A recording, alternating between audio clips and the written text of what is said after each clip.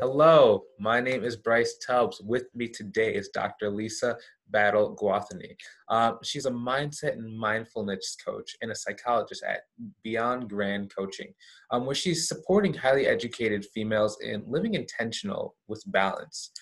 Thank you so much for appearing today, Dr. Lisa. Thank you for having me. Excellent.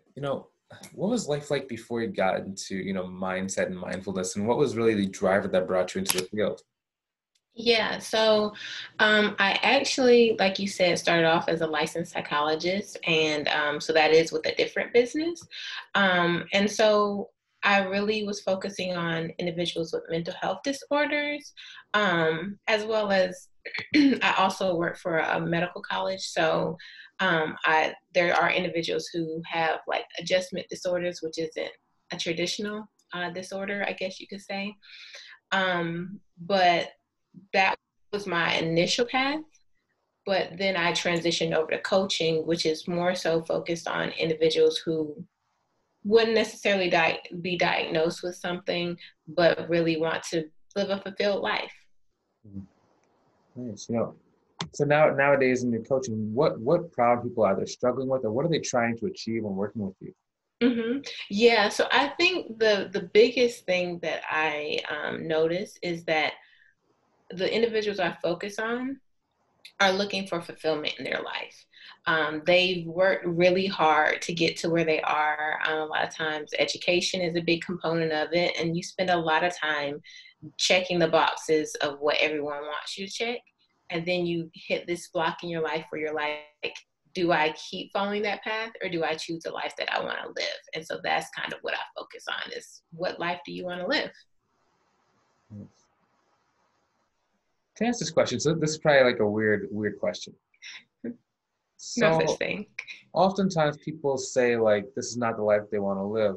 Are there some cases where they are working in the stuff that they actually want, and that can also be, the life they want, or? Yeah, definitely. So I think a lot of times what happens is we get caught up in the idea of the American dream. Mhm. And what happens is we're like, okay, well, what we're doing right now doesn't look like the way it should look. Mhm. And so it's just more of a reflection on like, okay, well, what are you doing? What do you want to be doing? And then sometimes they're like, oh, you know what? That's exactly what I wanted for myself. And I just got caught up in what I was supposed to do. Okay.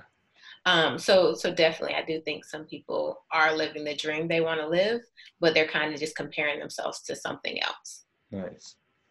Well, that's actually a very big distinction. I'm glad that they have you there to do that, because sometimes I'll get coaches on. They're like, no, you got to quit your job. You got to go sell your house and like live on the beach someplace. So, well, Yeah, no. I mean, I'm definitely not one of those people. Like even for myself, I have two businesses and a full-time job. So I am definitely a person who believes in security. Like I had a moment where I was like, I just want to quit and I want to just throw everything away, but that doesn't make sense for who I am. I like to have that stability and know like I'm jumping into something that makes sense versus let's just leave and then not have anything to jump on. yeah, that makes at least that makes sense to me. It's always like everybody's so different, but it's like it's good to see that there are other also people who are still like you know helping people really see what's important. Can you talk about the importance of liking and knowing and understanding where you are at right now? hmm Yeah, so I think that's always the first step, and that's kind of what mindfulness is all about. Like just being in the present moment. There's so many times when we're talking about like what we want in the future, and we forget to stop and realize like the beauty that's around us. Like, the saying about stopping and smelling the roses. Like, there's so many great things around you, whether you're in school and there's the ability to learn and really to spend time with people and really not have to be stressed about what the world has for you. Or even when you're in your job, maybe there's those times when you're laughing with your coworker. And that's something that's really great that honestly sometimes we can never get back. So I do think there's a beauty in wanting the future, Mm, but there's also an issue in like getting caught up in that future and missing out on the present. yeah. You know, nowadays, during the situation that was going on with like the pandemic, have you had what's been the biggest takeaway you've gotten from that time? Yeah, that's a good question. I think the biggest takeaway that I got is that I have to practice what I preach.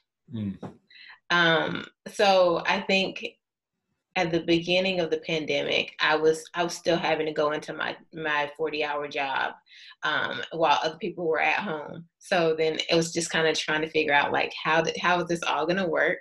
But then I did find myself getting overwhelmed at one point, and so I reached out to a friend and was like, "Hey, let's start a support group."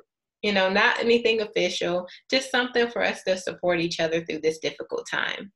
And then, in the last couple of weeks, all the events that have happened, I really found myself needing to definitely practice some self care because I also am a psychologist. So I am a container for a lot of clients and they need to process what they're going through. But I also need to process what I'm going through because I'm still a human. mhm. So I think that was the thing is practicing my self care, utilizing my supports, which I encourage everyone to do. So I think that's the biggest takeaway is like I'm not bigger than what I say that people need to do. I need to do it as well. Excellent. Just kind of switching gears, thinking about like vision and clarity. What's the vision for as far into your life as you like to think about? Hmm.